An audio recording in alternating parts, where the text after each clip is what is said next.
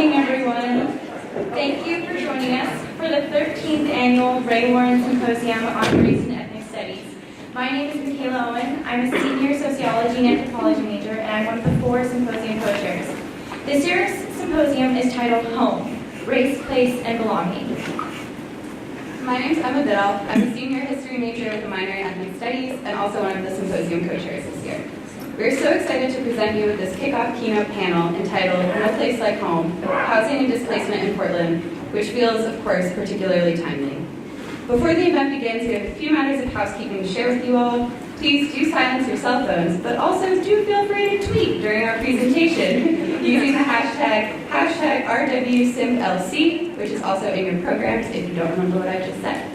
You can find our Twitter handle there as well and can continue keeping up with us on Facebook. If you didn't grab a program on your way in, you're going to want to grab one on your way out because it has a full listing of this week's critical and pertinent events. Additionally, there's a table outside of Council Chamber currently with materials from Know Your City, and there will be another selling books related to this year's theme from the bookstore, including by tomorrow's keynote speaker, Jeff Chang. Additionally, please be sure to take a look at the symposium's art show upstairs in STAM. More information about all events can be found in your program or on our website, which is listed on the front of the program. A reminder that there will be time for audience questions this evening. There are 2 mics in each of the aisles, and so when we hit that point, people are welcome to come up and ask questions. If you're uncomfortable coming up to the microphone, we have note cards, but we have a very limited number, so if you want to ask a question but would rather have someone else read it, we have co-chairs with note cards that will be keeping an eye out for a little hand raise. They're in the front here. So make eye contact with Lissetti or Lonnie and we can get you a note card. And then you'll hand them back to us and they can read them, but please, if you're comfortable, you can head up to the mic. Now we can introduce our panelists. First, we have all the way on the left, Lisa Bates is Associate Professor at the School of Urban Studies and Planning and Director for the Center of Urban Studies at Portland State University. Her research focuses on housing and community development, policy and planning, and is especially concerned with policy design and implementation that dismantles institutional racism. To her right is Carol Chan, the Chinese Outreach Associate at the Asian Pacific American Network of Oregon, also known as APANO. Born and partially raised in Hong Kong, Carol moved to Cave Junction, Oregon when she was 9. She holds a master's degree in urban planning from the University of Cincinnati and a BA from Portland State University in International Studies in Chinese. With her extensive experience living and working abroad, including a 2-year stint with the Peace Corps in Romania, Carol brings a passion for intercultural organizing. She is deeply committed to building the leadership of APANO's immigrant members to build power and make positive changes in the community. Unfortunately, Katrina Holland was not able to be with us tonight. So we have Cameron Britton here, Executive Director of Know Your City. He has been engaged with nonprofit, civic, and political causes in Portland for his entire adult life. His passion of advocating for human rights and marginalized communities was catalyzed in 2011, the year the Occupy movement was born. In addition to his work with Know Your City, he serves on numerous boards, such as the Bureau Advisory Committee for the Portland Bureau of Transportation and the Advocacy and Awareness Board for the City Club of Portland. Our moderator for the panel this evening is Reiko Hillier, Assistant Professor of History and Ethnic Studies here at Lewis and Clark College, where she earned recognition as Teacher of the Year in 2009. Her first book, Designing Dixie, Tourism, Memory, and Urban Spaces in the New South, explores northern tourism to the south after the Civil War and its relationship to the development of historical memory. Jim Crow and industrial capitalism, a lot of things. She has published prize-winning articles on the civil rights movement in the Cold War context, the history of Confederate memory, the rise of community policing in New York City, and has extensively worked on issues of housing and development here in Portland. She teaches courses in African American history, women's history, the built environment, and she initiated the Inside Out Prison Exchange Program, which brings LC undergrads to a correctional facility to study history with incarcerated students. She is a longtime devotee of the Ray Warren Symposium, and we're so excited to have her here with us this evening. We are excited to welcome you all to this keynote event and would like to again remind you to please silence your electronic devices, but please tweet and use the hashtag in the program. There will be time for audience questions, so be sure to listen closely and be ready to step up to the microphone when the time comes. Now, please join us in welcoming Reiko Hillier.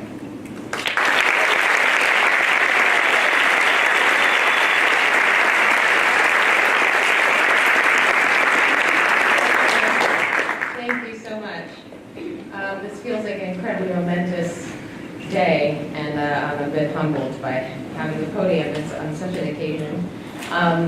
I think that we can all agree that the events of yesterday highlight the importance and the brilliance of this symposium, where we really engage in passionate but critical and careful intellectual inquiry that brings our academic studies together with contemporary issues. And for that, thank you, Kim and the co-chairs, and of course Ray Warren and the Ethnic Studies program for continually providing this space. Some of you are probably aware, if you've studied your history, that home is a very politicized word. We can think of it, of course, with a feeling of kind of cozy refuge as a way of connecting to a place, putting down roots and community. But home, as a politicized term, has also historically erased the unpaid reproductive labor of women. Right? Home also has been a lens through which poor immigrants relegated to tenements were considered to be unworthy of American citizenship. The word home has also been a measuring stick by which one could decide whether or not black families were sufficiently genteel and civilized to earn a stake in American democracy. And so home has been as much a term of exclusion and a normative term of sort of dominating ideology as much as it has been also a source of solace. And I think we need to hold those two contradictory ideas today in our hearts. Especially urgent, given that many of us went to bed last night not recognizing our home, or woke up this morning not feeling particularly welcome in the place that we call our home. And this series of events is particularly striking with our theme of home, given that our president-elect is a real estate developer whose career embodies the history of housing discrimination, gentrification, and displacement. I went to Tampa, Florida, and I brought you back a little surprise. No, it's from the Airline magazine, a little ad for something called Home Vestors Company. Their slogan is "We buy ugly houses." And the ad features a little picture of the airplane window and a rendition of kind of the cookie-cutter suburban developments that you all see when you look out your windows over Colorado, over Arizona, over Pennsylvania. And the slogan says, or whatever the tagline, "Those little things out your window," little houses, "they're not houses, they're dollar signs. Take flight on your next money-making opportunity. Home Vestors is the leading real estate investment franchise opportunity, blah, blah, blah, that has purchased over 65,000 houses. Call us as soon as you land and watch your future take off." I want us to think a little bit about another political underpinning of the word home, is it's distinct from the word house. Right? Housing, in a way, is, as we know, has become a commodity in the United States, and that is not the same thing as looking at it as a home, right? Housing or real estate is purchased and bought and sold like grain futures, right? It is lost often any connection to real place. We treat housing as a speculative commodity whose purpose it is to create profit for investors rather than as structures that serve a human need for shelter and sanctuary. And we're reminded of this, which is not, by the way, a natural state, right? Housing does not necessarily have to be a commodity. That's not a given. In 2014, 3.5 million households were homeless. On a single night that year, about 600,000 people were sleeping outside or in shelters. In that same year, over 7 million people in poorer households were doubling up with family and friends. In other words, a kind of shelter insecurity. That same year, 18,600,000 dwellings were vacant. Okay, so homelessness or housing insecurity, we understand, or we should take stock, that it is not a question of a shortage of housing, just as malnourishment and starvation around the globe are not a result of not producing enough food. Another way of thinking about housing, rather than as a speculative commodity, is as a basic human and fundamental right. Yet every day, banks are foreclosing on tens of thousands of mortgages and ordering evictions.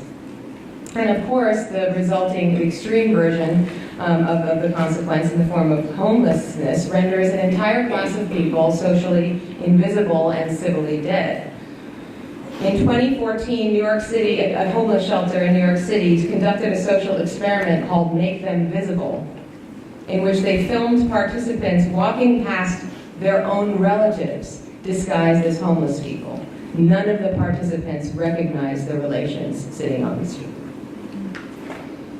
This crisis in housing is due to the very structure of the housing and financing system, right? It's not the result of a broken system, it's actually the result of a system that's working just fine. Over the last few decades, we've begun to see cuts to housing assistance, a decline in real wages, growth in personal debt, the deregulation of the banking industry, alongside an entire sector of the economy that profits from subprime lending and the growth of personal debt. While subsidies for investors and homeowners in the speculative real estate market have grown.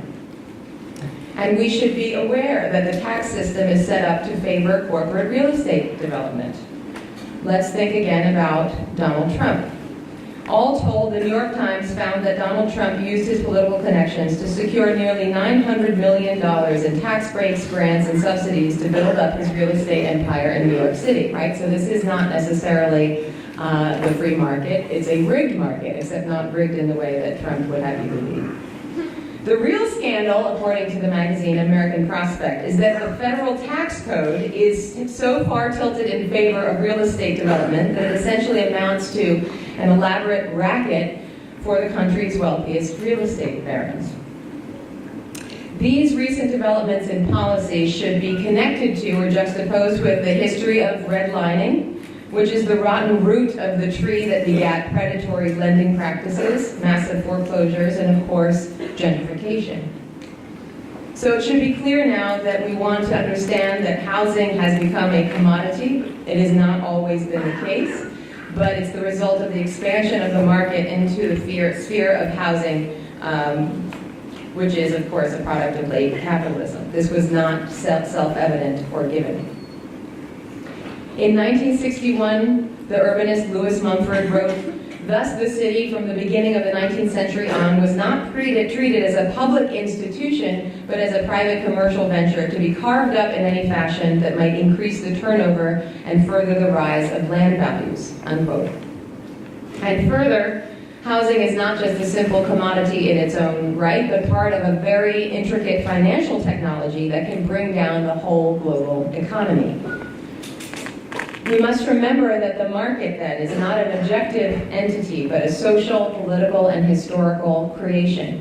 And alongside this development, we have critics such as people named Lefebvre and Marcuse, who talk about housing as a human right, not as a commodity. Lefebvre, for example, speaks of the right to the city and raises the question, who has the right to the city? And Marcuse says that the city combines the demands of the oppressed with the aspirations of the alienated. And these thinkers remind us that there's a difference between the nice city and the just city. And so we turn to Portland, one of the nicest cities in the United States.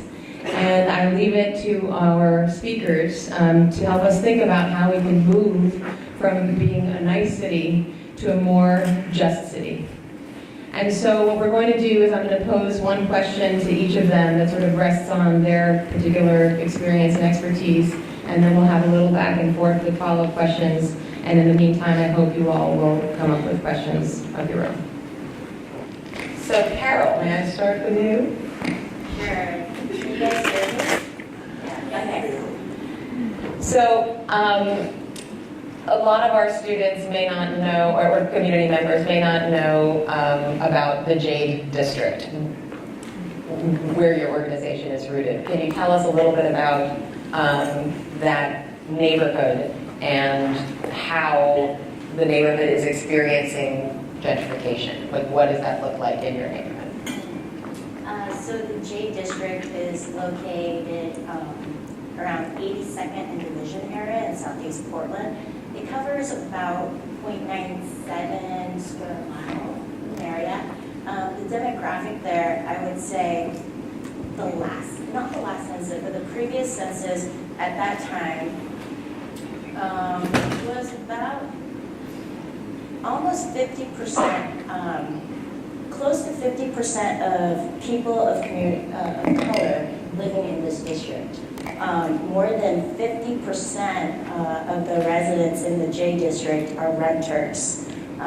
There are over 20 different languages spoken in the district. Many of the people the median income is around $38,000. For example, in the Harrison Park Elementary School, 85% of the students qualify for low income or for reduced income, just to show you guys the demographics there.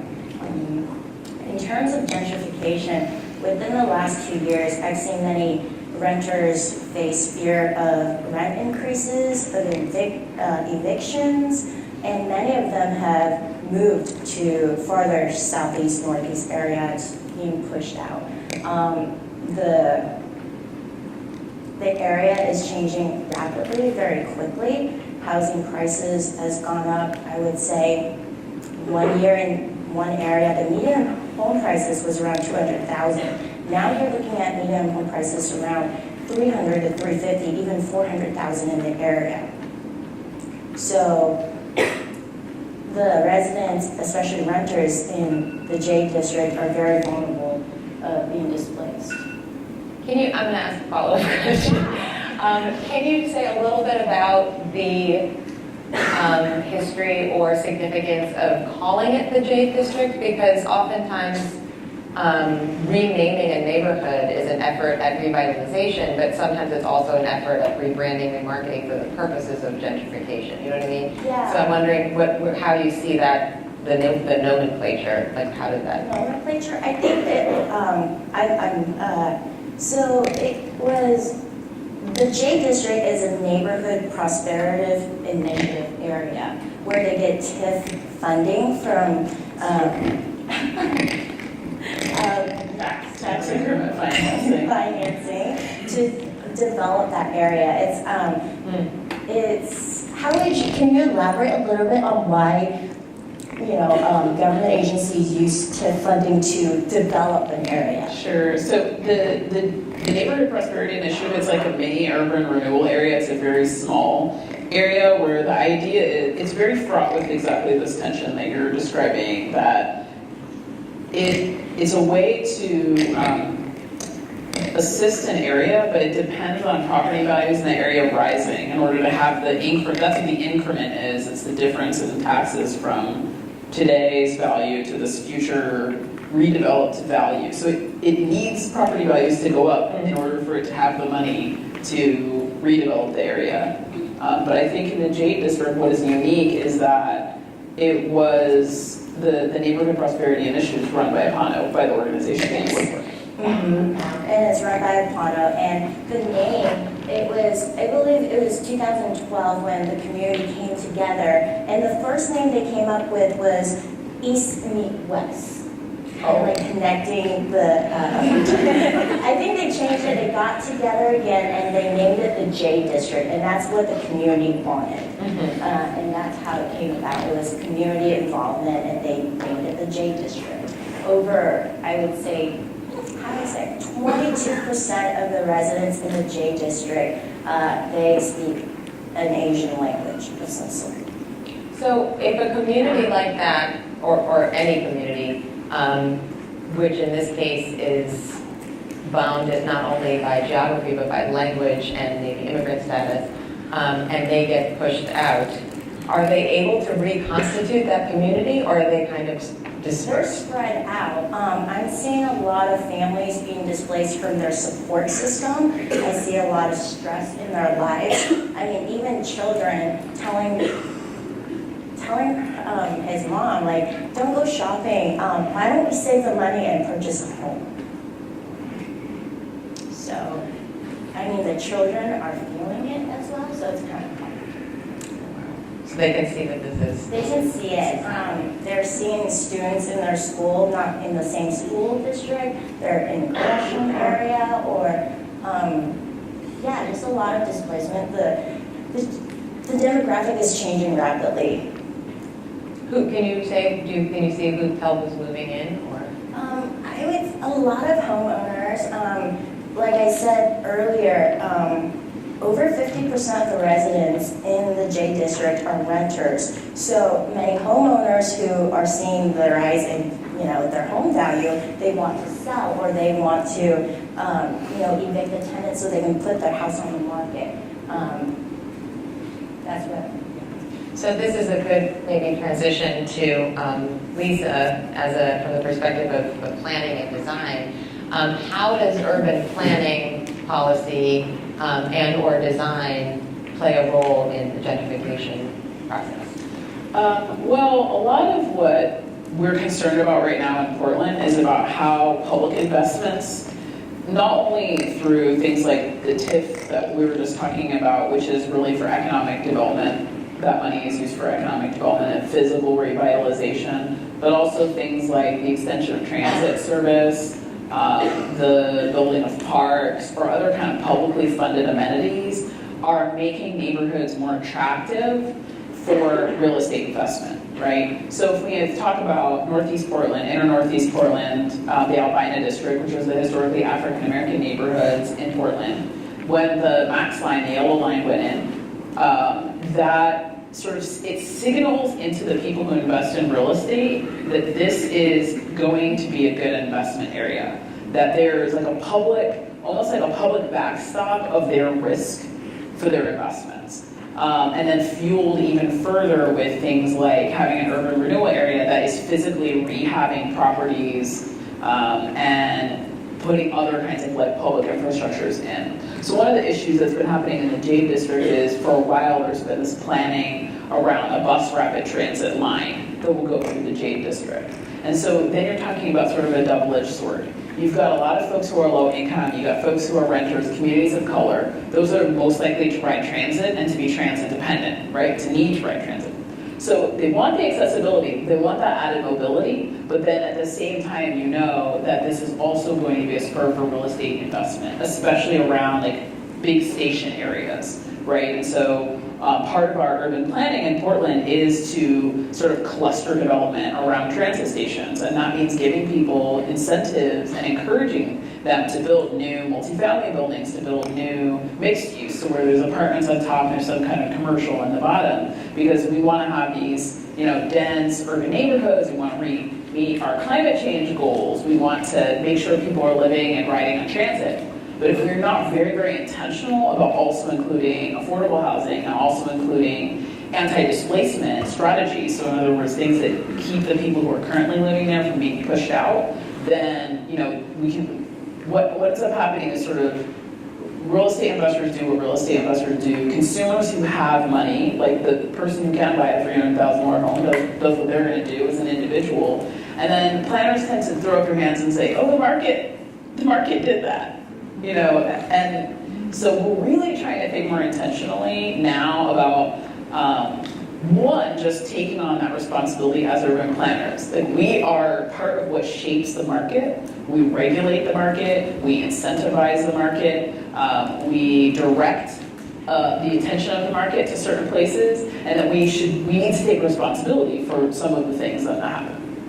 Fantastic. So, it seems to me like you hit on such the tragic irony that's sort of in the middle of the gentrification process, is that in its earliest stages it can bring a lot of amenities or even basics to a neighborhood that's otherwise been suffering from neglect and disinvestment, right? Like, yes, everybody wants transit and maybe a grocery store, but then it very quickly tips into a signal to outside investors. So can you say a little more about exactly what the planning interventions would be to prevent it from making that leap from healthy ecosystem to playground for the real estate speculator? Yeah, I mean, it's really difficult because, again, like planners don't make housing, they make zoning, they make a land use code that tells people what they can build. So some of the things that we think are really important are the early involvement and engagement of communities to say, first of all, what they need, and then to try to direct incentives. For example, where there's urban renewal money, well, rather than funding, the high-end, high market activities, let's make sure that we have included community needs, which are not just residential, like not just in terms of housing, but also in terms of the other stuff you need around you, so that everyone cannot shop at Whole Foods, right? So we've got to make sure we've got affordable food options. If there are businesses already existing in the location, which is huge in the Jade District, a lot of business owners, they may not own the building that they're in, right? They're renting a space and they're running a business, and it's probably a culturally specific business. What are the kinds of supports they need to be stable? Is it about purchasing commercial space and renting it to people at below market rates? I think one of the most powerful tools that exists, we haven't done it very well in Portland yet, is called a community benefits agreement.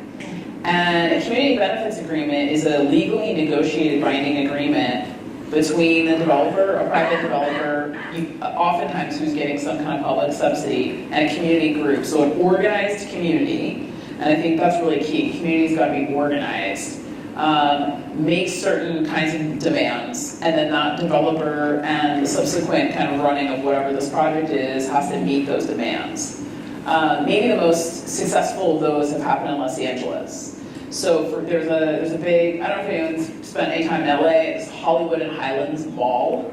It's a big shopping mall and a big hotel.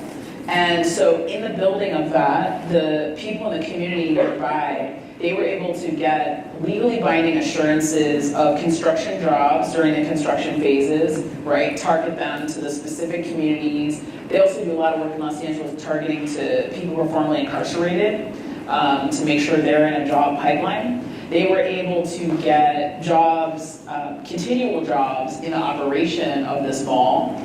They were able to leverage affordable housing to be built elsewhere in the neighborhood. And then they were able to really drill down, I think, in terms of the kinds of jobs that were available for people. So for example, there's like a big hotel there that they were very clear in this agreement that you're not going to have people in the community only cleaning rooms. You're going to put people in the community in the front of house. You're going to put them in management training track. You're going to bring them through, into this hotel chains management. And that has happened, and they have the most diverse, sort of front of house staff of the major hotel chains. And so, but that's the sort of thing, you have lawyers, and you got to get pretty confrontational and at times even aggressive to negotiate that kind of deal. It's a challenge for us here in Portland, because it's not very nice. Okay, very sweet. I just have a quick follow-up.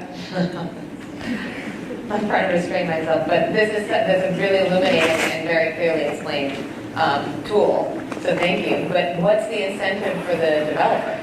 Why would they enter into the negotiations in the first place? Yeah, because organized communities can really hang up your project, and time is money, right? And so if you've got organized communities showing up to every zoning hearing, and every request that you make to the design commission, and every traffic study that you need to do, or environmental impact report that you have to have, you will lose money if people fight you every step of the way. So it's really an agreement by the community to say, we're going to lay off on that front, but you're going to do all this other stuff. And one of the tools which we're starting to explore here in Portland is how to actually create that space for that negotiation through potentially having a social equity impact report. The same way that a big development would have to do an environmental impact report to say, like, this is the impact on water quality, this is the traffic, and et cetera, but to say, well, what are the social equity impacts? What is the likelihood that this is going to create displacement in the neighborhood? How does this affect people who are living here now versus people who are moving here? And then that's like a process in which people can start to negotiate some things. But again, it's an adversarial process where you have two parties, an adversarial process. And so far in Portland, around gentrifying neighborhoods, that that niceness piece tends to bring people into like a collaborative table. Like, let's sit together and collaborate on this community benefits thing. But it's really hard to collaborate. You know, it should be a negotiation. Yeah. You don't There really are want two to. parties that may not Right, have the there's two same parties, interest right. in mind, but That's it's right. okay. Yes, and that should be fine. Yeah. But right now, that's one of the sort of rubbing points I think around policy advocacy here is how to push some of our urban renewal agency, the Portland Development Commission and BDC, and the city of Portland into recognizing that you need to leave this alone and let people negotiate a deal between two parties or three parties that have different interests instead of trying to make it into some kind of collaborative process. Sounds very Portland, yes. So Cameron, this is perfect. This is saying, one thing I wanted to build off of was talking about our politics of community benefits agreements and working with zoning, which are mostly passive, but there are some exceptions. Some of the big exceptions are if you have like a 100-year-old sequoia in your yard, or if you live in a historic neighborhood, that's 2 or 3 stories. We see neighbors who are mostly affluent having this access, having this power to freeze any conversations about changes in their community. But those who are marginalized or lack that access, they're the ones who are actually being displaced. Their livelihoods, they're not just losing trees or having an extra story next to their backyard. They're actually losing their sense of home and community. So it's a huge issue. And even with community benefits agreements, the issue of accountability is so severe. We can't even hold our public officials accountable. Trying to get public officials to do a contract with a private individual, it just continues to be such a struggle. And many people live there. If I was able to have, my dream situation, I would really question, and I think that's something that we as a community need to talk about, is what is ownership? And do we have to look at these projects that our cities and our states and the federal government is investing in, do they have to be privately owned? Can we be doing more work that is actually owned by the community, nonprofit owned, community owned, and really making sure that there is a mission to the core of this entity that's owning this property, that's doing this community development work, that they're actually aligned with the entire core mission is aligned to serving the community. It would take a huge lift. We're already seeing that happen at incremental levels with the J District, with many community development corporations in this area, but we could really be looking at this at a macro scale because our government is giving out just millions and billions, Trump now. We're giving out so much money right now, and we need to be harnessing that and making sure that the community's voices are put in the front. And some of that is the entity that's being put there. We can't get them in contracts. We should also question why we're allowing the corporations to be the front bearers of these deals in the first place. Thank you. Can you say a little bit about your organization, Know Your City, which is close to my heart as well, but one that is not necessarily involved in policy making, but is still engaged in these issues. Can you talk about what Know Your City's role is? And Know Your City, we are a 501c3 nonprofit, and our work is all about civic and artistic empowerment in this community. And what I mean by that is that right now this country is going through a lot. We're going a lot through our economy, through our politics, but to the core of this is something, it's close to what Rachel was talking about earlier with home, which you cannot thrive without home. Same thing as with community. And we have so many different perspectives and understandings of what community is. We all know that we need some kind of community to thrive. And so Know Your City is really about instilling a sense, an understanding, a connection to place, to community, and we do that through the creative process. We engage people, we help to educate them, we listen to them, and we inspire them with the work that we do. So most of our work is very programmatic based. We do tours, we do forums, programs with youth, and we do publications. And it's just exciting to see the new partnerships that we've had. We've partnered with the J District, we've partnered with Waco before. We partner with so many individuals and groups in this community to do our work. And it really is about storytelling, telling our stories in this community. Because we really know that it's through sharing each other's perspectives and stories that we start changing the narrative of this community, narrative of society. We start seeing decisions being made differently. And we really hope that the work that we do makes those decisions change in order to benefit justice. It's something that's very needed. And I have to say, we're supposed to be talking about housing right now, but I am just completely shocked and speechless, even though I'm talking right now, about what's happening in this country right now, because we are hearing storytelling. We're mostly hearing storytelling from a 70-year-old billionaire who thinks that he's the world's biggest victim. But we know that that's not true. We know what history is truly like. We know who's been impacted. And so that's why we need organizations like Know Your City. And we need individual people who are here standing strong and telling the truth, making sure that the people whose voices have historically not been heard, who've been historically most impacted by our really stupid, short-sighted decisions, are being put to the forefront. And so Know Your City is committed to that. We've been doing that around housing for a very long time. We've done publications with community life tenants and renters' rights. We do a walking tour. We go to Portland, talking about what's still there, what's gone. We are working with the J District right now, actually doing a story of Home for Allow, which was the oldest operating Chinese restaurant in Portland. It moved to the J District, recently closed, and it's going to be a harbinger to what's the changes that are happening now in the J District. Yeah. And we need people to know these stories, and we need people to recognize, because each one of these stories, though they are different, part of your own story you can find in each one of these. And that'll help you change your perspective. You can share it with your friends. You can make it go viral, and hopefully it'll make a difference. Going back to the J District then, can you talk a little bit about what community members are doing to resist gentrification? I mean, those who are not simply Yeah, moving away. so, my experience is working with one particular building in the J District. It was purchased last December from a California investment company, and we know this was going to happen. So we organized a building. We started knocking on doors.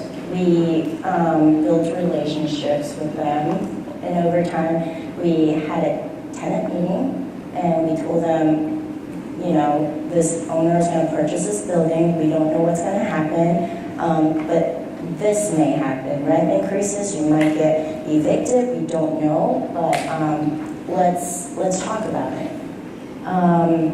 We had a meeting. Then they had a new utility bill increase, and we partnered up with Legal Aid of Oregon.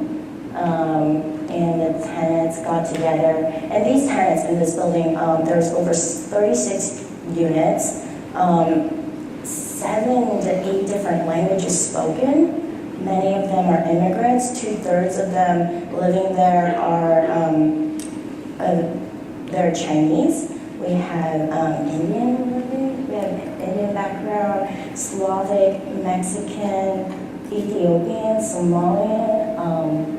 Very diverse. So we connected the tenants with legal aid, and we talked to the property management, gave them a demand letter, and for the past 9 months, we've been able to stave off rent increases. We were also able to, have the property management rescind the utility bill increase with the help of legal aid and other organizations' support and resources. So that's what we've been doing, and we have limited capacity, and that's why we need to partner up with other nonprofits, and we have a coalition of nonprofits working on displacement in this area, and the rest of Portland. So I guess that's what we've been doing, is trying to organize the tenants, let them know what their rights are. Many of them don't speak English. They don't know what their rights are. They don't know the forms they're signing when the manager comes by and says, sign this. So I guess we've been resisting in ways that we've been fighting back with help from other organizations in the community. Lisa, do you want to say anything more about tenants' rights and sort of thinking about how people can hold landlords accountable? Sure, although it'll probably be sort of on the glass half empty side. One of our great challenges in Oregon is we have tremendously weak landlord-tenant law. We have very, very poor protections for tenants here, and that's a state-level problem. At the state level, the Oregon legislature has prohibited cities from passing laws that do better at protecting tenants. So rent regulation of any kind is prohibited, and creating cause conditions around evictions has also been prohibited. So Carol was talking about, fighting this eviction. So a landlord in Oregon does not need to have a reason to terminate a tenancy, particularly month-to-month tenancies. They don't have to go to court. In other places, if your landlord wanted to end your lease early or wanted to terminate you at the end of the time, they have to have a reason, like a lease violation, and you can fight that. You can go to court, go through sort of a due process, and it's not great anywhere, but it's particularly bad here because we do have this no cause eviction standard here. And there's been a lot of legal wrangling about whether or not it's possible, what is possible for cities to change about those things. And basically now Community Alliance of Tenants, Portland Tenants Union, and other advocacy groups are going to Salem to try to fight this in the state legislature. And that's kind of one step, right? So step one is to get the state to allow cities to pass such laws, and then step two is to come back to Portland, Beaverton, wherever you're at, and try to convince the city council to pass adequate laws and protections. And so that's been a barrier, right? Because it's hard to organize statewide. And it's really hard to organize statewide for issues that are seen as Portland problems, right? And like, Portland socialists are coming to tell us all that we should have rent control, so that's really hard. There are, some of these organizations that I mentioned and others that are going up to the state level that really could use more capacity, right? They can use all this kind of people, bodies, and energy that's in this room to try to bolster those campaigns at the state level. So thinking about good old-fashioned politics, and I do appreciate the, again, bringing up sort of the nitty-gritty, that gentrification isn't just an abstract problem or a hip college student issue or an aesthetic problem. Like, it has very material consequences for real people, and also has very material solutions that are often incredibly arcane, like zoning. You got to get your ass to a zoning meeting, right? It's not all just, being sad when the black barbershop closes, right? I mean, you have to actually go and listen and talk and pass laws. But I guess I would ask, in this season of despair and division, how does the Portlander make the argument to the rural person? I mean this sincerely, like, how does one explain to people who might be predisposed to be skeptical or find it to be socialist or an invasion of property rights? I mean, how does one make the case, you think, across the aisle, so to speak? Do you want to say something here? Well, there were a few things I was going to say, and some of that relates. First, I wanted to say, just off of Lisa's point about how hard it is to fight for rich protections. If you don't know, if you look at what's happening with political spending in the state, there is no bigger interest than real estate and home builders combined. They're giving money to elect our statewide officials and people down the ballot in the legislature. That is extremely difficult. We're talking about renters, people who are constantly cost burdened. They're not going to be able to donate to big campaigns so they can just survive. It makes no sense. But in addition to that, it's bigger than just what's being spent. If you're looking at who's speaking on panels, who's on committees, who's elected officials, they're not renters. Renters are invisible. It's really sad, they're like about half of our population, but you do not see them anywhere in a place of power. And that's a huge issue, because not only is just talking to people in rural areas, it's talking to elected officials who really don't know when you're talking about a for-cause eviction, or you're talking about moving costs, or you're talking about your heater's broken, but you don't want to say something because your landlord might do a no-cause eviction on you because you're complaining about something that's helping you survive. Like, these are things that elected officials do not understand about. So yes, I think part of it is how do we create a narrative with people in rural areas. I don't know about that. I've never lived in a rural area. They probably don't want to talk or look at me. So maybe somebody else in the audience can tell us. I mean, it is, I think this totally was this politicized idea of home, right? That the homeowner, when you buy a house, you're suddenly like imbued with all of these social and political characteristics. You're a grown-up. right? You're a grown-up, and people think that homeowners are more likely to participate civically and they're better citizens, and there's a whole body of sort of literature about this, and it's really very ideological. For myself, living in Portland as a renter, and when I bought a home, it was like the day my neighborhood association found out about me. I have been living there, right? But as a renter, you don't get notifications from the neighborhood association. The neighborhood association is an official part of the participation process and the government of the city of Portland. The neighborhood association is not just like fun neighbors getting together having a potluck. It's a part of the official political structure.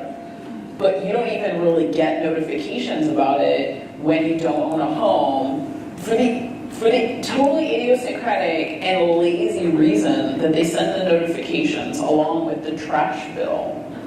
And for whatever reason, it's the owner who gets the trash bill in Portland. The tenant will never get the trash bill. It's always in the owner's name. So you can't get any information, right? And even though you think like there's bulletin boards in some buildings, like you can pin something up, but they just don't do it, right? And so it is this continual systematic exclusion from Not politics. just that though, because I've had people who are renters go to those meetings and they get a lot of shade. Where do you own your home? Yeah, Right. exactly. You probably won't even live here after a year, so why should we be paying attention to you? We're the stable ones. We're the ones invest and care about our property values.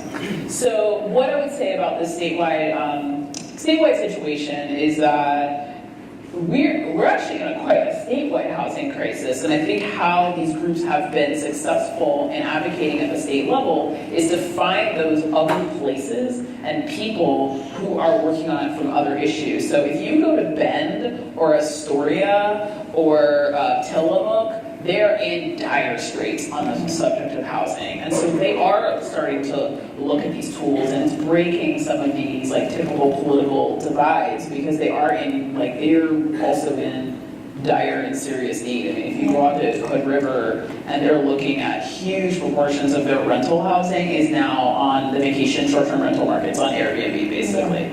It's not available for people who live there. So they're starting to look at things like, how do we regulate Airbnb? I mean, so these communities that may have not wanted to take up these issues, unfortunately, because of the conditions that we're in, are starting to think about some different kinds of issues.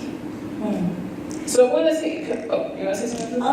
Continue. I was going to say another really a positive and optimistic thing about communities coming together and working in these arcane systems has been the ADPDX, Anti-Displacement Portland group, that came together and won a lot of pieces around the comprehensive land use plan, which, like, I'm a planning professor, and even I find that at times tedious to think about.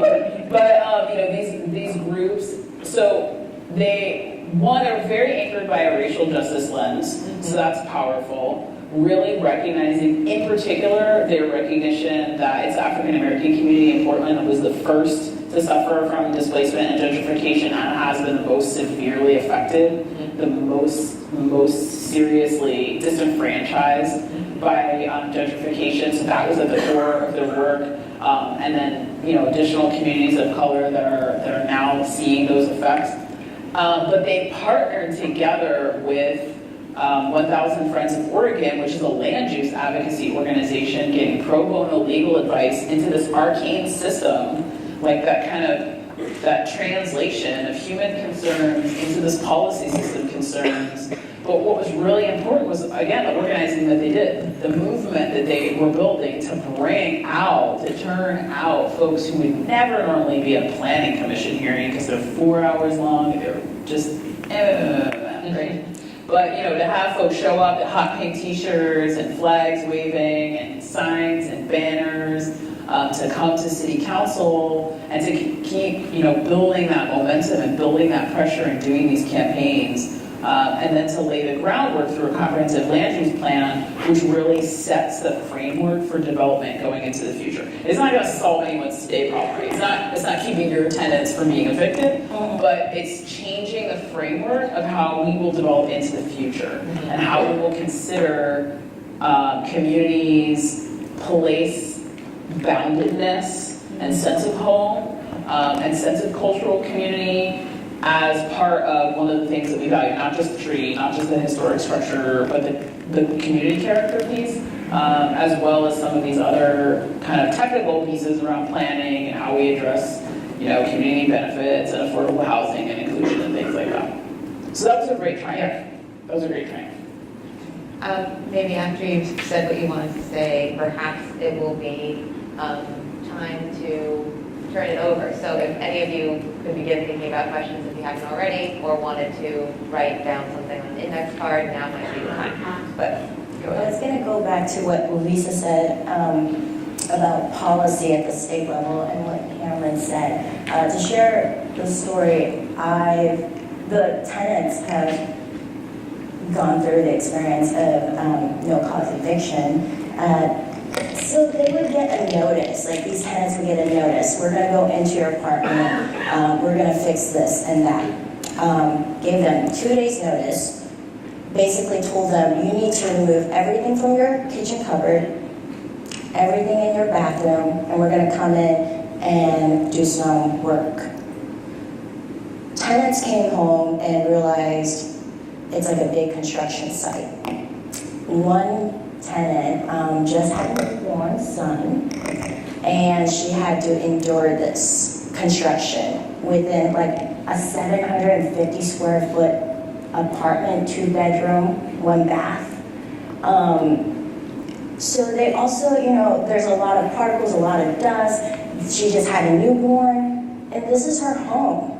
She's lived there for 2 years with her husband and her other son.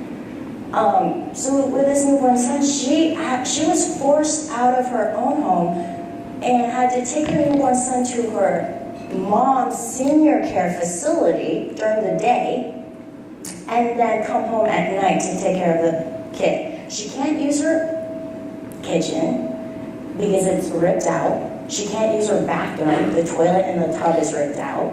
She basically was told, you can use the vacant apartment upstairs, which other tenants who are going through renovation are also using.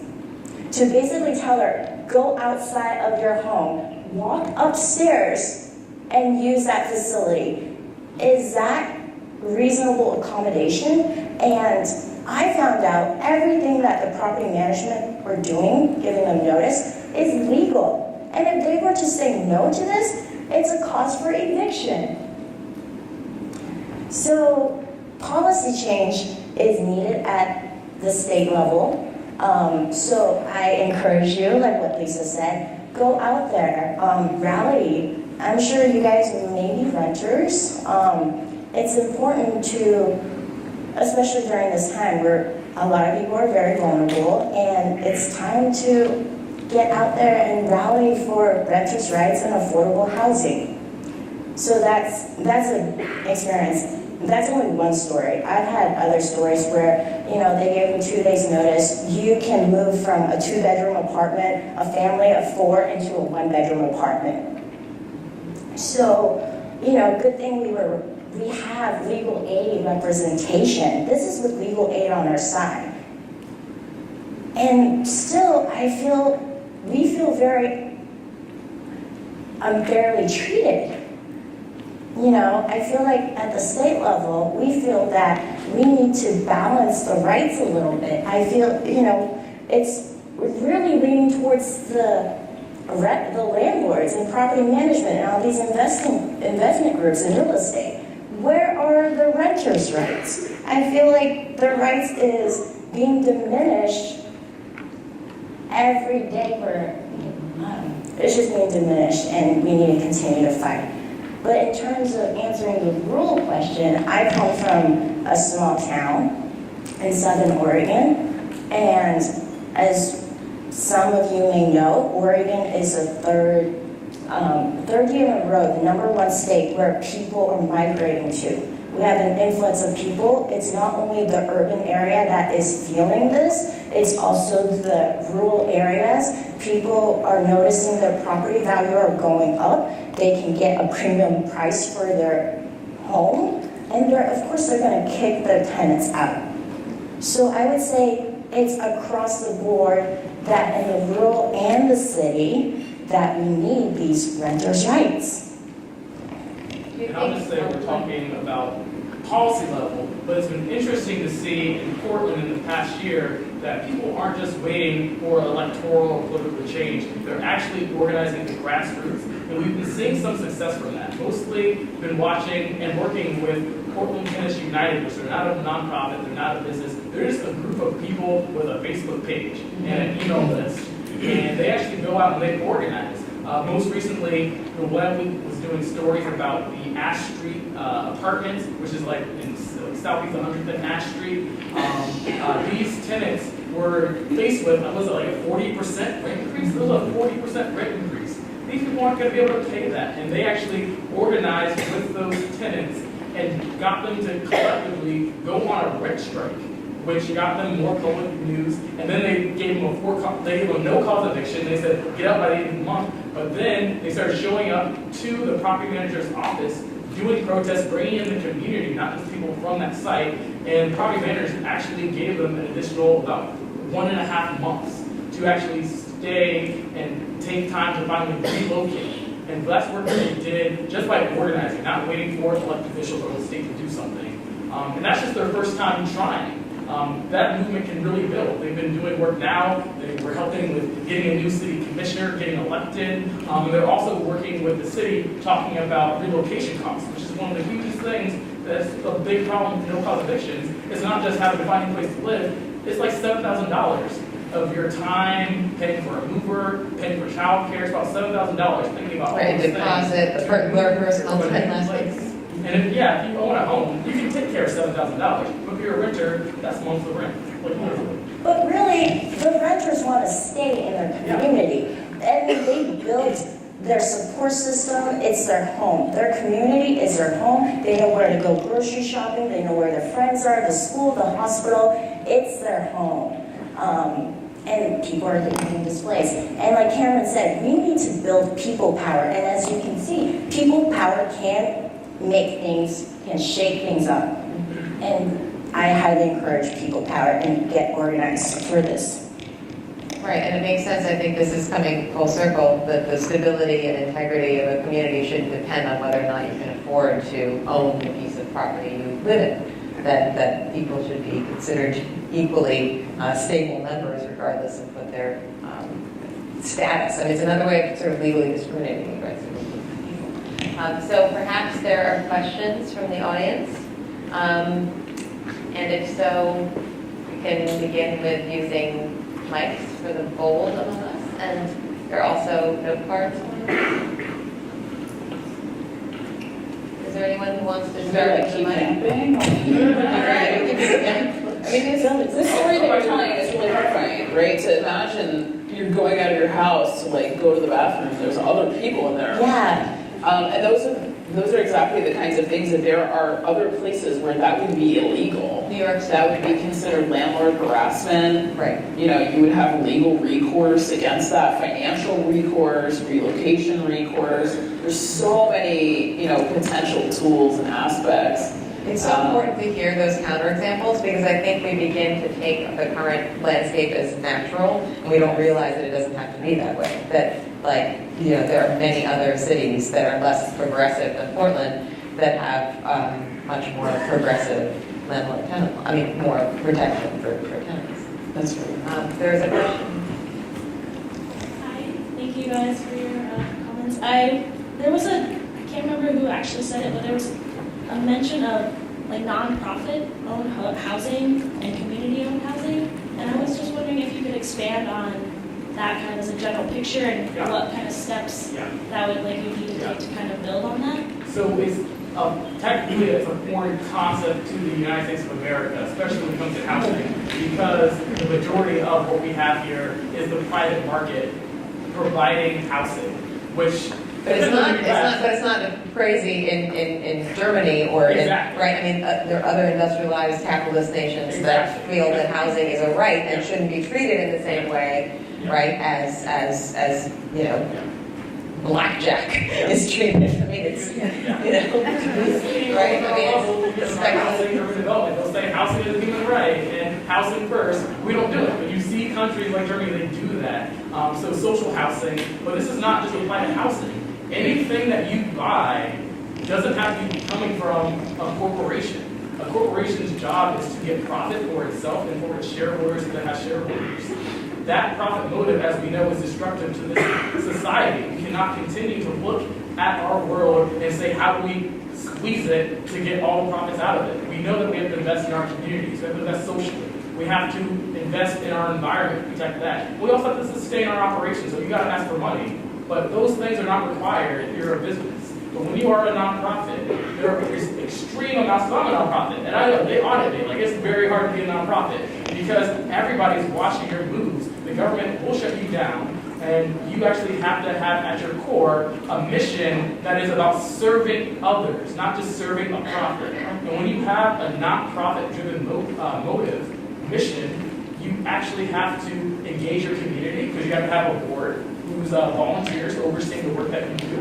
And you have to do reporting, both at a state level and a federal level. And you have to show that you're not making a profit. And that's another thing. You have to actually show that you're not making a profit. But so to get concrete though, what does nonprofit housing look like? Like how do you get the building? How do you I'm on the Housing Development and Finance Committee for REACH CBC, one of the biggest community development corporations in this region. The way that nonprofits do housing is extremely complicated because even though I'm talking about nonprofit ownership, currently we use the market mostly as the tax financing. We use the tax credits to build affordable housing that's nonprofit owned in this community. It's not sustainable. It's killing our entire system. But what happens is that what if we accumulated our resources? A great example with land banking, like we can acquire property and make sure that it's permanently owned by the community. And you can only really do that if there's a nonprofit that's owning it. If it's something that's for profit, eventually someone's going to die, they're going to transfer the business is going to close down, it's going to be foreclosed on. But if it's nonprofit, it is enshrined with certain fundamental protections that are very hard to get rid of. And it also means that there's a collective decision-making body over it. Because if you're for profit, it's a hierarchy that's very horizontal. There's very little room for very vertical. There's very little room for horizontal. But if you are a nonprofit, it opens so many possibilities for community to really say, this is my ownership. Doesn't matter how much money I have. I can actually have a say in what's going on there. And I can talk with you on the side and see what kind of nonprofit work is happening in the region. But there's some other great examples, like Hacienda CDC. They've been doing a lot of work with both park revitalization, but also economic development. They're actually owning spaces and giving people jobs and training them and really owning means of production. And that's what I want to see nonprofits doing, actually owning production, because the money that you make from that, you're actually required to invest back into your community. So the model that I think people are very excited about in terms of like taking housing out of the market is called a community land trust, a CLT. And that's a model where you have a nonprofit community ownership of land, and then people buy or rent the housing unit, and the ownership is separated. And we do have a community land trust here for housing. It's called Proud Ground, and it's a home ownership-based model. So people own the house, and then Proud Ground owns sort of the property itself. So it makes it much cheaper to buy because you're not buying the land, but then it's also permanent affordability because the nonprofit has a mission and all these controls that Cameron was talking about, and it means that it's forever. I think the challenge of that kind of cooperative ownership scheme is that when it's offered only to, or is kind of forced upon low-income people and people who have been historically disallowed from home ownership, like people of color, it's like a great model, except that we still don't have an alternate vehicle for people to get financial stability and wealth in this country other than owning a home. That's really the only way that people, like regular people who don't have a giant stock portfolio, get anywhere. Or, to own something that you can borrow against for your college loan or your business or whatever. And so there's a tension there around saying, well, this is an option for you, Right. poor people, black people. You go to this kind of it could be seen as like a second best model when it comes to wealth creation, but then you're into a whole conversation about like, why are we doing that anyway? But it's again, this tension, you're providing shelter in the most immediate sense, but then it sort of reinforces or reinscribes the sort of exclusion of a group of people from housing as capital. Right, right. We yeah. got a 20-to-1 wealth gap between white folks and folks of color, so It has a lot to do with property. it has almost everything to do with homeownership. And also taxation, but we can go on more about well-being and equality, but I agree with you. Question? So Lisa, I think you just kind of got to what I was about to ask. Why is it so important for communities of color, people of color's voices to be heard? Why is it so important for them as a community to organize? And why is it so important to come at this issue from a lens of racial justice? I can take it. Sorry. What I'll first say is that right now in Portland, we are talking about the housing crisis. This is a long time coming. When I first came to Portland in 2009, I was homeless, and I got to see the front lines of a lot of people who dealt with the housing crisis. But it predated even me in 2009.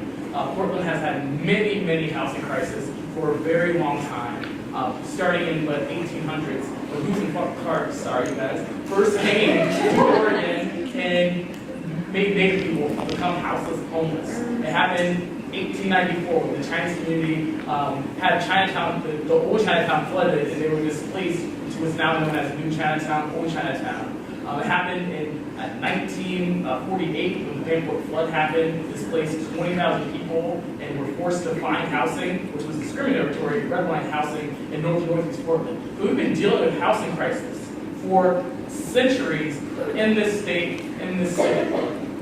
And think about it. What if we had intervened back then in 1800? What if we intervened in 1894? We intervened in 1948. If we made sure that people back then had their basic right to housing, we'll be talking about now middle-class white people who are complaining about the housing crisis. If we were able to take care of those most vulnerable, we would all be better. All of our votes would be lifted. So that's what I think is super important about racial justice. We need to understand the intersectionality of our oppression, of our experiences, because, like they said with the Nazis, if you do not advocate for other people, they're going to come for you eventually. And that's being shown right now with our housing crisis. We're all now being impacted, and we could have done something a very long time ago. I mean, real talk, we have declared a state of housing emergency in the city of Portland and in the state of Oregon because white people started having really big problems. Because if you talk to any people of color who work in the housing field, they will tell you that the emergency has been going on for a really long time. And that the sort of immediate lead up of the Great Recession has been absolutely devastating. And so, like, even as a state of emergency was declared, there was actually like a real denial of the racial impact. So if you look, for example, at the work that's being done around houselessness, around street homelessness, there was an active attempt to deny the reality that is communities of color, and particularly African-American community, who is experiencing the greatest increase in street homelessness by far of any group, right? Because to open up, I mean, there was a lot of like posturing around these numbers as they came out, like, well, it's probably just a blip of the data, and it's not that many people, and but that's the reality. Communities of color are facing the most severe homelessness issue here, and that becomes even more astronomical when you consider people who are doubled up, people who are like cramming into an apartment together. There's entire cultural communities where that's very important. Like, we will take you in, till we're stuffed to the gills before we let you on the street. And it's really hard conversation. But if those voices aren't there, so a voice right now that's happening, a conversation that's happening right now among homeless services is, well, how come black folks don't want to go to shelters? Because we just opened up 1,000 shelter beds, but there are no more black people sheltered than there were before. Why? What's happening in that system? What microaggressions or macroaggressions are being imposed upon people? What lack of appropriate and effective outreach or treatment are people experiencing that they don't want to come in a shelter? They don't want to work with these organizations. And that has to be looked at really clearly because this is by far the longest impact, and it'll be communities that continue to be left behind after we, come out of recession, or people start to get into recovery. How about now, but it might all be beyond Thunderdome, but I'm trying. It's only day one, okay? I know. It's not January 21st. Yeah, but we're making that turn in Portland. It's hard because this is not a majority of people of Dollar City like some other cities are. Yeah. So that's an understatement. But it's not a white city either, and this whole myth that it's a white city, or the whitest city ends up sometimes reinforcing or continuing. It's very reinforcing. It erases people, right? So how can we focus our attention on racism onto that? But the disproportionality is just so enormous. Oh, this side. So Portland voters just passed the affordable housing bond. What do you think that will, or how will that affect or Portland's affordable housing situation? So I think the number of housing units that is 4,000. Is it more than 40,000? I think it's 40,000. There'll be 40,000 affordable housing units. This bond is going to pass. What? 1,300? Yeah. 1,300. So I don't know if y'all are math majors. I mean,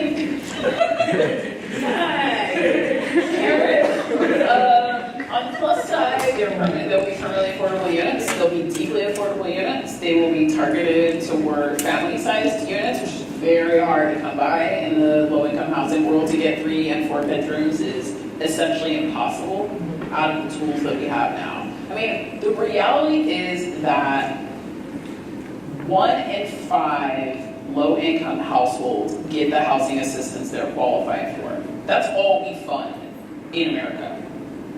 We only fund 20% of people to have housing assistance who are eligible for housing assistance on the low-income side. It is a lottery.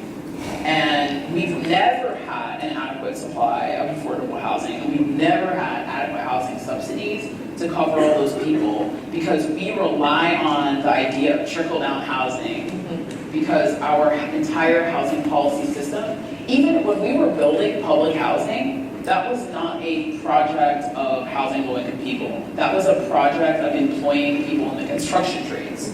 That's what that was for. It was the health of the housing industry. We rely on a trickle-down system where we build a lot at the top and then let, the older housing is supposed to trickle down basically to lower income people. It's called filtering.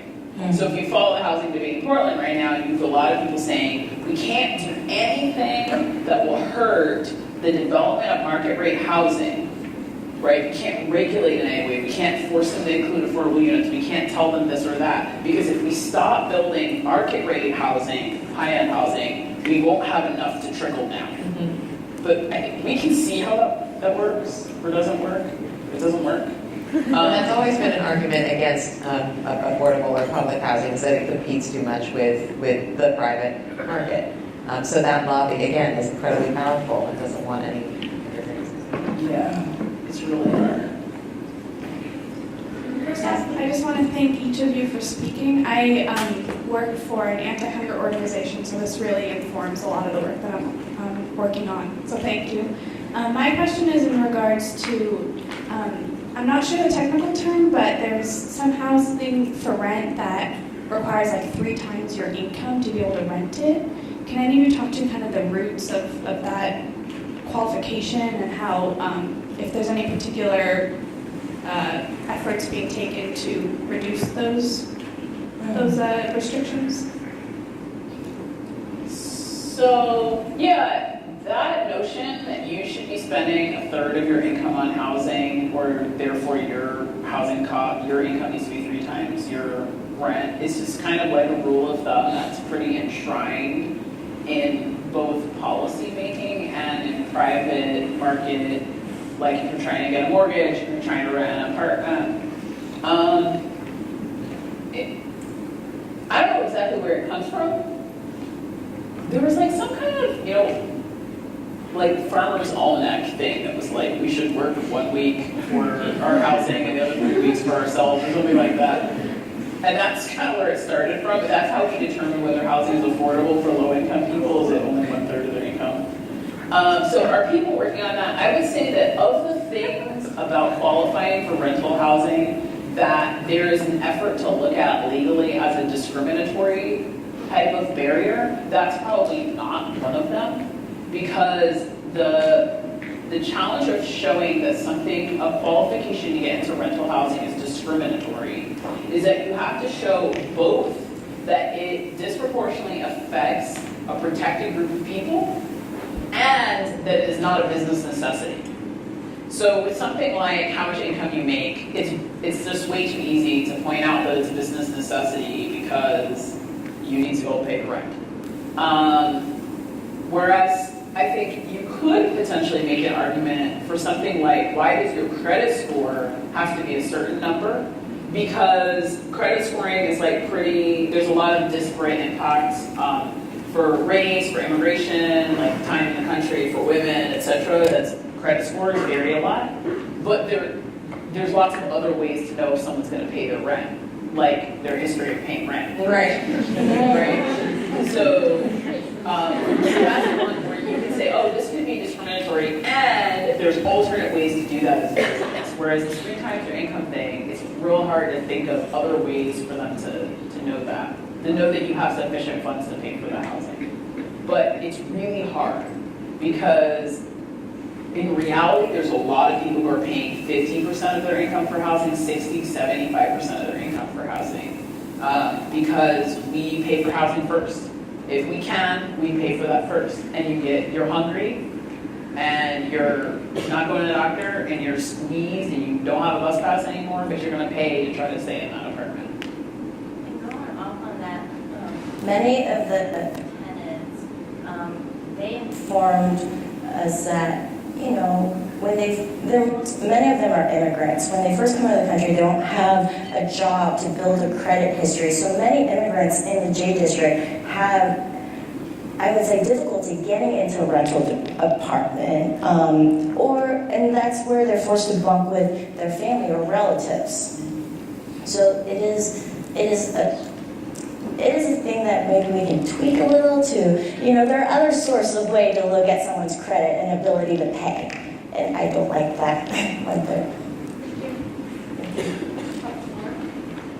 Hi, so you all have been mentioning like organizing organizing community and getting everyone together to attend all of these meetings. And some of the communities in Albuquerque, where I'm from, that are being gentrified, granted it isn't as many as in Portland because we have lots more space, but people are working multiple jobs and have kids, and it just takes a lot of time out of their day in order to attend these meetings.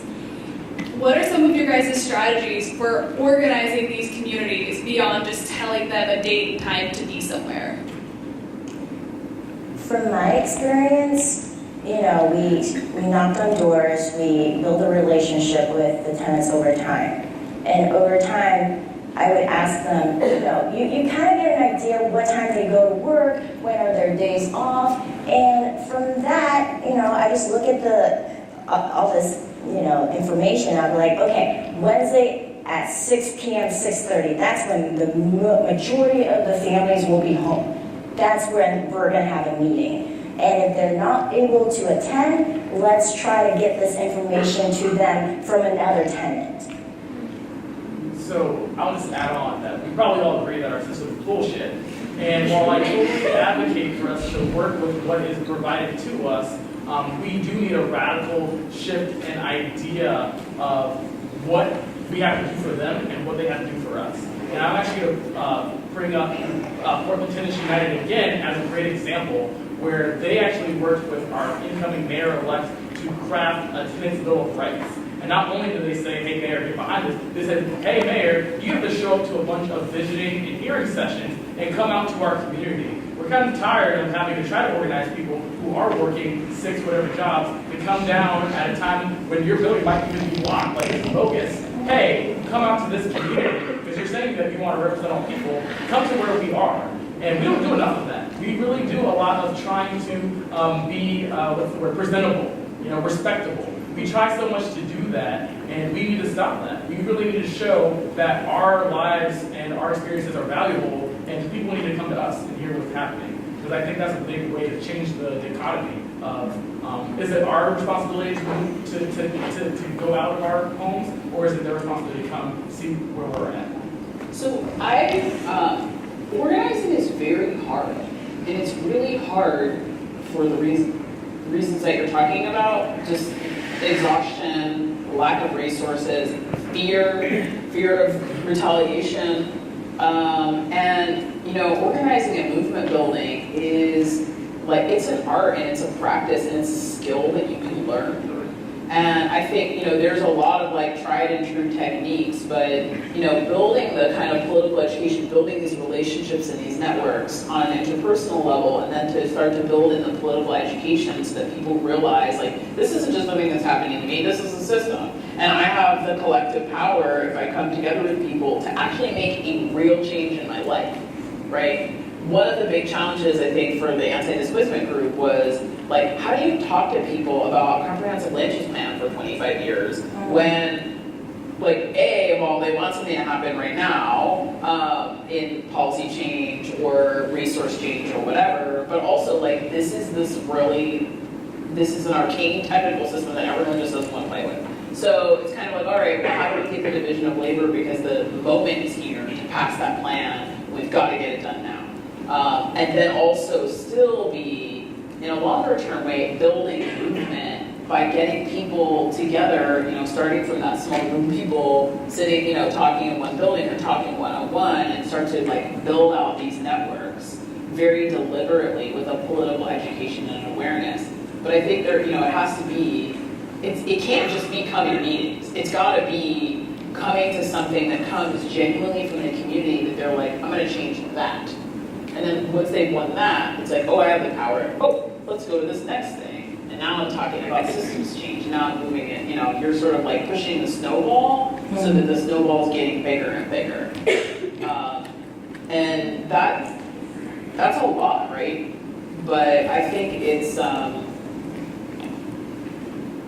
tremendously energizing and amazing to see that happen. I mean, I have the great privilege of working with the Youth Commission here in Multnomah County. It's 13 to 21-year-olds. They've been working mostly on transit justice issues, but like to see that spark of like, wait a second, like that's not just because with this argument of high school students mostly like, I'm not missing the bus every day because of my snooze alarm hitting. Like something is wrong here with the way that this service is running. Even that kind of little moment of spark, and it's like, yeah, and we can do something about this if we get together. And here's the paths for doing it.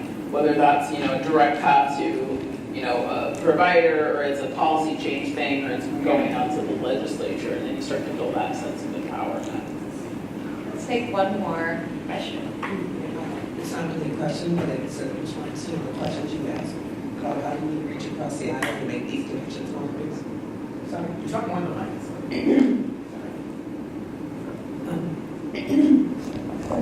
So I have a nonprofit addressing health disparities, and I just want to bring that into the room because it's a really important piece of what we're talking about when we talk about home. We know that a lot of immigrants come to this country from other countries, and it takes only a year for their heart disease risk to come up to ours. So when you talk about community, it's important for Asian communities to stay in those cultural habits that will maintain more healthy life for them. And the same is true for communities of color, and this is one of the main problems we're having here. Why we have such a health disparity in this community is because exactly what you're talking about. People have no home. It wasn't until the 40s that blacks were even allowed to own property here. So that's disgusting. But then when you take a look at what's happening with gentrification, those few services that had been centered in Northeast, because of the community there, specifically targeting to try and help health disparities, were completely useless. Once everybody got a second diaspora, and now everybody's off in Hillsborough. What the bloody hell is in Hillsborough? So I think that's a big part of it.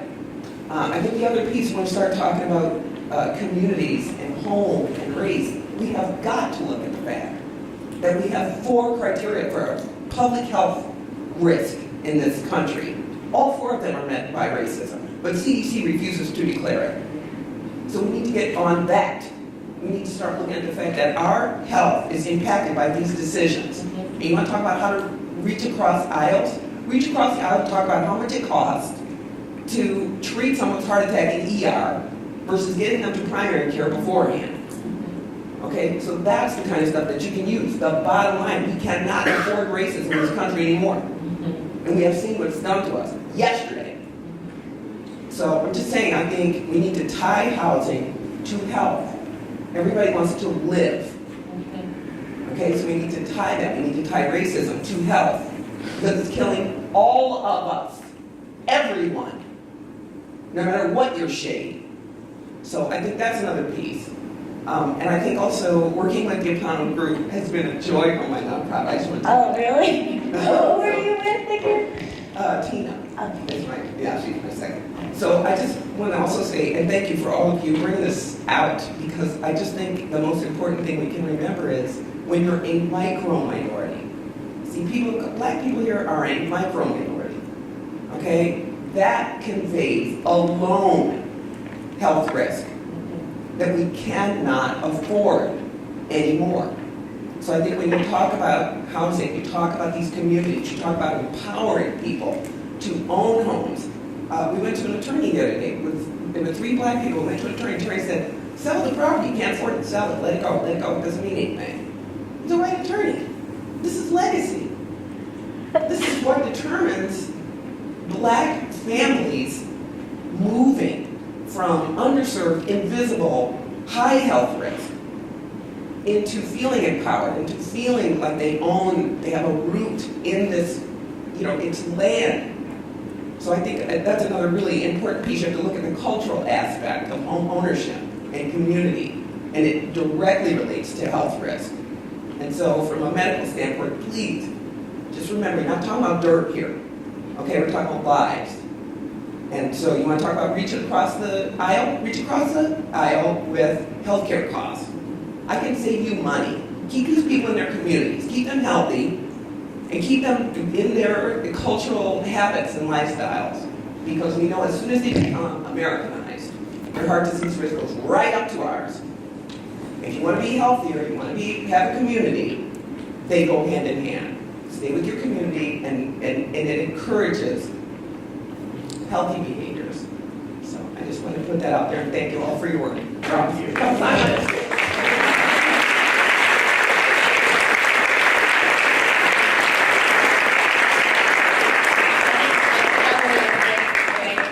And thank you. We have, through your insight and the wisdom of your experience and your passion and commitment, I feel like we've laid down the gauntlet and laid out a few themes that will concern us for the next couple of days, thinking about racial justice or justice through the lens of home.